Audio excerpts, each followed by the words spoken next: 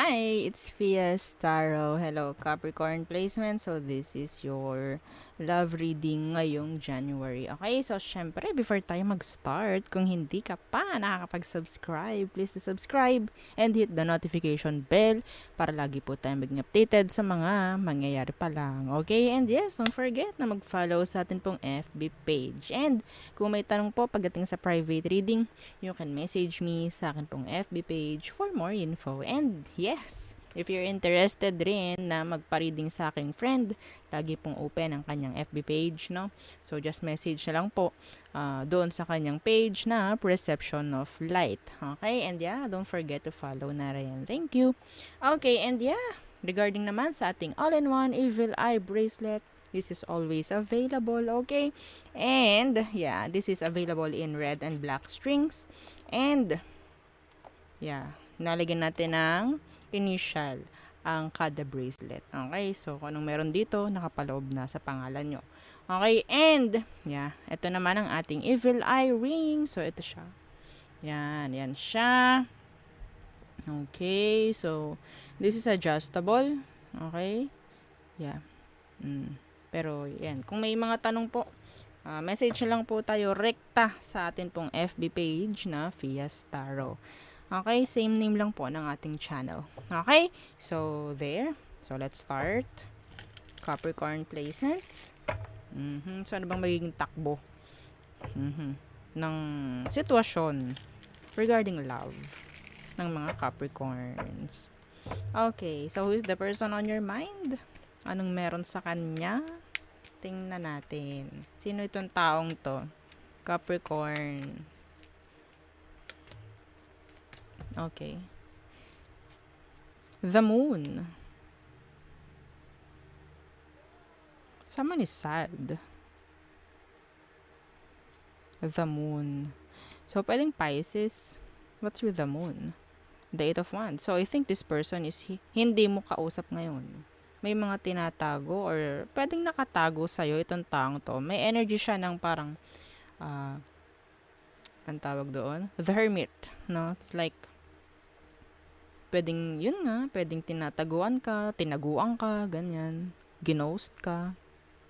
Yeah. Okay. The 8 of Wands Universe. Pagdating sa communication, pwedeng hindi kayo magkausap nga ng taong to. May distansya, ganyan. Okay. Pero this person is sad. Maybe, kung hindi kayo magkausap ng taong tong yun, malungkot talaga siya. Yes, pwedeng fire sign. Yeah, the Hangman. Ang lakas ng Pisces. Yeah, they're thinking of you. Yeah. Thinking of you a lot, Capricorns. So, anong magiging takbo ng January sa inyo regarding love? Ano magiging resulta? Oh. Tingnan natin. Okay. The Ace of Chalices in reverse. So, walang gagawa about offer. Yeah, the 7 of Pentacles. Nandyan yung hintayan. Yes. May hintayan dito. The Devil in reverse. So, this is your energy.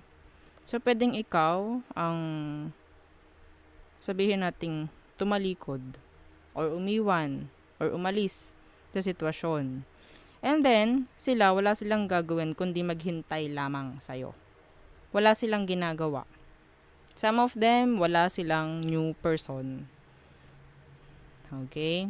Wala silang new person. So, may makikita akong comment, sasabihin, meron na po siyang bago.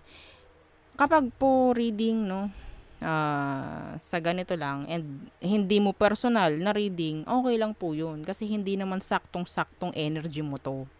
Okay? Hindi ito saktong-saktong energy mo. Magalit ka sa akin kung or magtanong ka kung personal read mo. Okay? So, yan ang nakikita ko. Just waiting. Okay? Someone is like, sabihin natin parang invested pa rin. Though, merong separation for some of you. Okay? So, tingnan natin, ano ba talaga ang emosyon niya? Anong emosyon ng taong to ngayon sa'yo? Or by January, ngayong January. Anong emosyon niya sa'yo, Capricorn? The Four of Pentacles in reverse. They want to reach out, I guess. Yeah, they want to reach out. Ayun ang unang pumasok sa isip ko. Gusto nilang mag-reach out.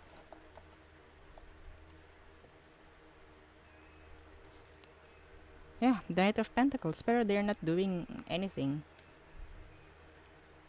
Wala silang ginagawa. The Three of Swords in reverse. At the bottom of the deck.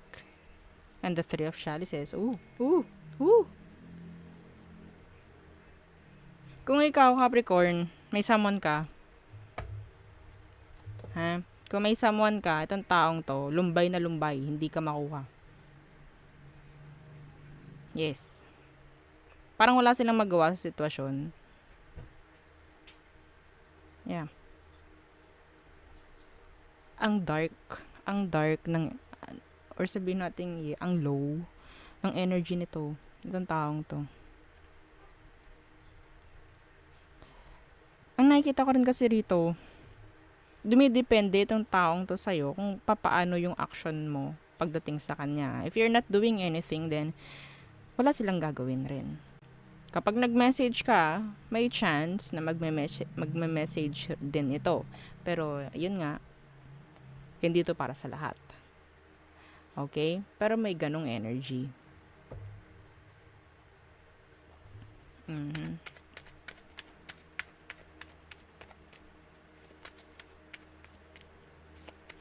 Anong next action? Anong next action niya sa'yo, Capricorn? The Four of Swords in reverse. Why the Four of Swords in reverse? The Knight of Swords. Darating sa punto na kikilos itong taong to. Ayaw na ito maghintay. Ayaw na ito mag-isip. Pwedeng gumawa to ng action fast. Communication for some of you. Coming from them. The Lovers. To reconnect. Okay? To reconnect the Lovers at the bottom of the deck. So, as simple as communication. Ayun ang nakikita kong pwede niyang gawin pagdating sa'yo. Okay? Pero yun nga, kung may someone ka na, Capricorn, yun lang ang pwede niyang gawin. Sana. Okay? Pero, kung wala kang person, okay, pwede sabihin nating another chance. Okay, another chance. Yeah, the King of Chalices. Sabi ko na, this person, kaya ganito tong energy niya, malungkot. Meron pa rin kasi, emotion.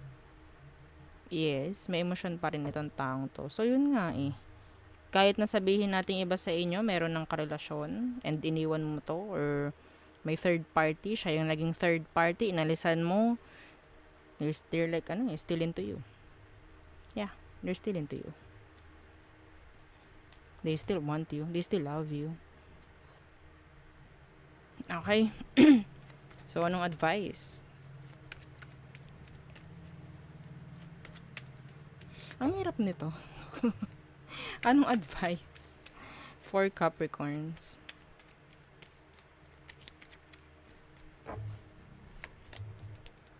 The Ace of Swords, yeah. Communication. So, this is like, sabihin nating energy of cutting off or closure or whatsoever na magbibigay ng clarity both sides. Okay? So, yun lang ang nakikita ko. For some of you, sabihin natin, yeah, kausapin mo, pero I think, yun na yung last. Yun na yung last, na? Okay? Yeah, the Five of Swords. Kasi pwedeng magkaroon ng conflict if ever. Pero yun nga, kung iba sa inyo, wala namang ka-partner, and siya din, kung wala rin siya ka-partner.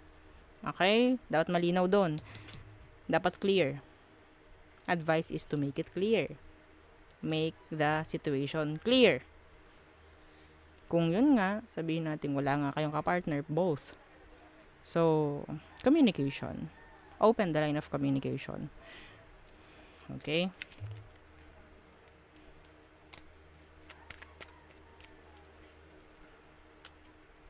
Na again, nag-shuffle na tayo.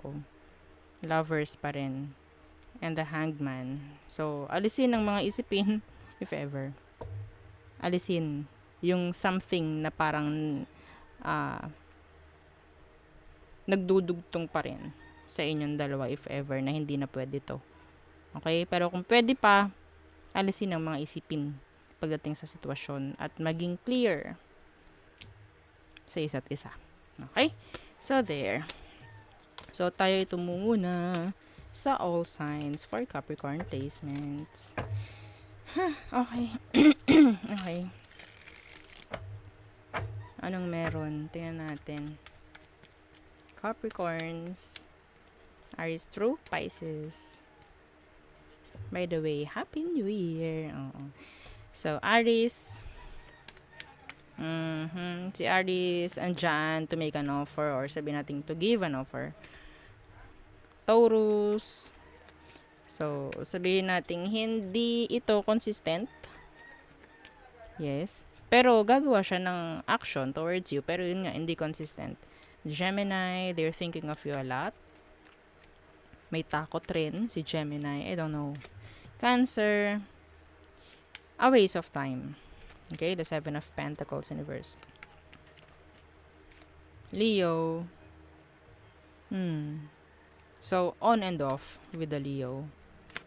Virgo, being mysterious. Maraming tanong si Virgo about you. Marami siyang gustong malaman. Libra,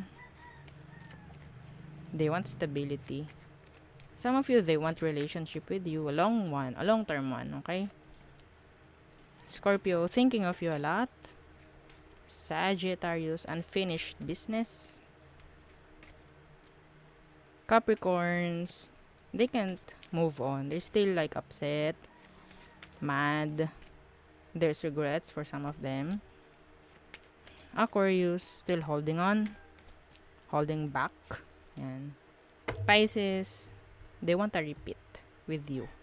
Okay, so there, yun ang ating reading for you, Capricorn placement. So yes, wag kalimutan na mag-like, share, and subscribe, and follow. Thank you. Bye!